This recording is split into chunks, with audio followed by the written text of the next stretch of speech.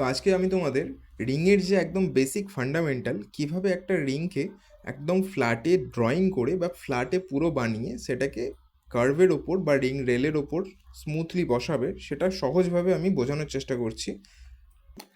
তো সবের প্রথমে তুমি চলে আসো ফ্রন্ট ভিউয়ে। ফ্রন্ট ভিউতে তোমার যে রিংয়ের সাইজটা রয়েছে সেই রিংয়ের সাইজটা এখানে দেখো। আমার এখানে রিংয়ের সাইজ আর যে তার ডায়ামিটার সেটা কিন্তু এক নয়। এখানে যেমন দেখো আমার 17 নম্বর রিং সাইজে বানাবো, 17 নম্বর রিং সাইজের ডায়ামিটার আছে 18 mm। তো 18 mm আমি একটা সার্কেল নিলাম। এই 18 mm সার্কেলটা যখন নেবো তখন বাই ডিফল্ট এর সিমটা বা এই কার্ভের যে এন্ড পয়েন্ট, এটা তো একটা জয়েন্ট গোল কার্ভ, তো এর যে এন্ড পয়েন্টটা এটা থাকে ডান দিকে, এই পয়েন্টটা। তো এটাকে তোমাকে প্রথমেই ঘুরিয়ে এভাবে নিচে নিয়ে চলে আসো যেন তুমি যা বানাবে ওপর দিকে থাকে সেটা, আর নিচের দিকে যেন স্যাংটা থাকে, সেটাও বুঝে যাবে কীরকম হচ্ছে। এবার তুমি এটার একটা লেন্থ বার করো। লেন্থ বার করার জন্য সার্কেলটাকে ধরলে দিয়ে লেন্থ টাইপ করো। এখানে লেন্থ টাইপ করার পর কমান্ড বারে দেখো স্পেস দাবাও, এখানে তোমার কার্ভের যে দৈর্ঘ্যটা সেটা বেরিয়ে গেল। এটাকে সিম্পলি এভাবে কপি করো, কমান্ড বার থেকে মাপটাকে কপি করে নিলে এবার তুমি লাইন নাও, এখান থেকে পলি লাইন বা যে কোনো লাইন নিতে পারো, দিয়ে পেস্ট করে দাও। ওই যে মাপটা রয়েছে এখানে দেখো পেস্ট হয়ে গেছে মাপটা। এবার সোজা শিফট ধরে এই মাপটাকে একটা সোজা লাইন বসিয়ে নাও। এবার মুভ টুল দিয়ে এই লাইনটাকে সিলেক্ট করো, স্পেস দাও, এখানে মিডিল পয়েন্টটা ধরে একে জিরোতে একদম নিয়ে চলে আসো সেন্টারে। এবার দেখো ঠিক এরকম ধরনের একটা জিনিস চলে আসবে তোমার কাছে। এবার তুমি সার্কেলের ওপরে যারা নতুন কাজ শিখেছো তারা ভাইবে দেখো যে সার্কেলের ওপরে কোনো জিনিস আমাদের ড্রয়িং করা সুবিধার নয়, কিন্তু আমাদের কাছে সি প্লেনে বা একদম ফ্ল্যাটে ড্রয়িং করা যে কোনো জিনিস আমরা খুব ইজিলি ড্রয়িং করে নিতে পারবো। তো তুমি এই যে লাইনটা এই পয়েন্ট থেকে এই এন্ড পয়েন্ট পর্যন্ত যাই ড্রয়িং করবে, ফ্লো অ্যালং কার্ভ, এখানে ট্রান্সফর্ম থেকে এই যে ফ্লো অ্যালং কার্ভ টুল রয়েছে, এই ফ্লো অ্যালং কার্ভ টুলের দ্বারা খুব ইজিলি তুমি এই সার্কেলের মধ্যে বসিয়ে নিতে পারবে ডিজাইনটা। তো এখানে যদি আমি একটা স্যাং বানাই, আমি ধরো এখানে 2 mm এর চওড়া দিলাম একটা, এটাকে অফসেট করে, আর এভাবে একটা প্রোফাইল দিয়ে টুরেল দিয়ে আমি একটা স্যাং বানালাম।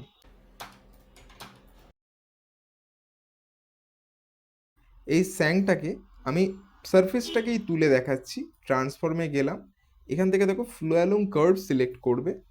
এই যে মাঝের যে লাইনটা ওয়্যার ফ্রেম করে নাও দেখার অসুবিধা হলে, এই যে মাঝের লাইনটা ধরবে, তারপরে এই কার্ভের এই বাঁ দিকের একটু নিচের পয়েন্ট ধরবে। দেখো এখানে আমার এটা সেম চলে এসেছে, ঠিক আছে, সেম জিনিসটা পুরো গোলাকারভাবে চলে এসছে।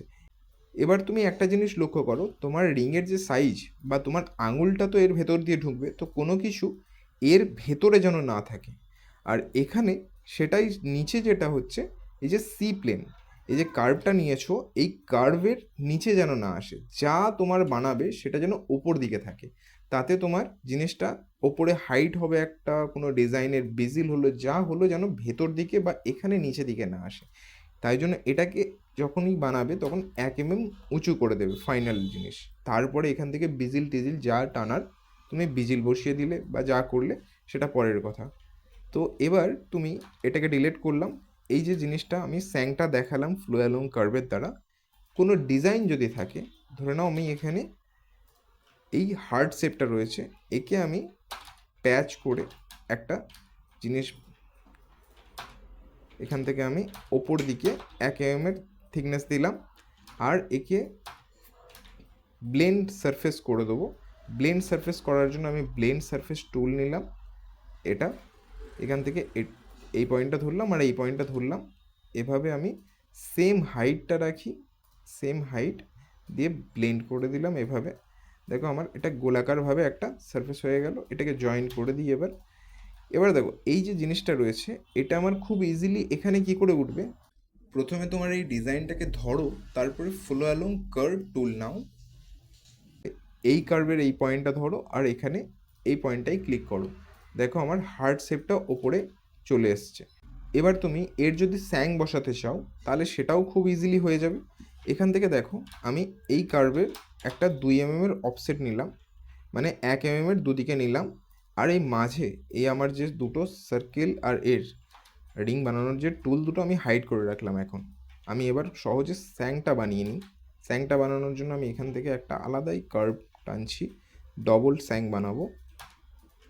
আর এদিক থেকে আমি এটাকে মিরর করে নিই, তারপরে এর পয়েন্টটাকে এই জায়গায় কাছে নিয়ে এসে এটাকে এর ফ্লো ধরে আমি এই দুটোকে ডিলিট করে রাখি। এবার দেখো এটাকে অফসেট করো, এটাকেও অফসেট করো এভাবে, ওকে। এবার এই দুটোকে তুমি যদি চাও তা এই জায়গাটা একটুখানি পাতলাও রাখতে পারো, এই জায়গাটা একটু পাতলা করে দিই, ঠিক আছে। এবার দেখো এই যে জিনিসটা হলো, এটাকে আমি এভাবে সোজা এই কার্ভগুলোকে জয়েন করি, আর এদিক থেকেও এই এন্ড টু এই এন্ড এভাবে জয়েন করে দিলাম, আর এই এন্ড টু এই এন্ড এভাবে জয়েন রাখলাম, ঠিক আছে। এবার আমার এরকম একটা প্যাচ করে দিলাম এটাকে, তো এরকম একটা রেজাল্ট এলো। এবার এই রেজাল্টটাকে আমি ধরে নাও 1 mm এর ওপর দিকে অফসেট দিলাম, ঠিক আছে। এবার এই অফসেটটা আমার এই যে জায়গাটা, এটাকেও আমি ওয়্যার কাট করে কেটে দিই, আর এদিক থেকে মিরর করে দিই এটাকে।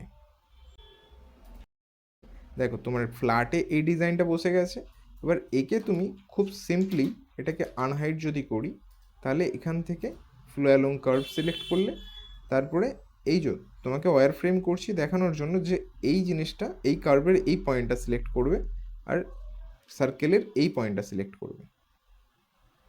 দেখো এখানে আমার রিংটা ফুল ওপরে বসে গেছে, এটাকে হাইড করে রাখলাম। আমার এভাবে একটা রিংটা খুব সুন্দরভাবে উপরের সার্কেলের ওপরে বসে যাবে।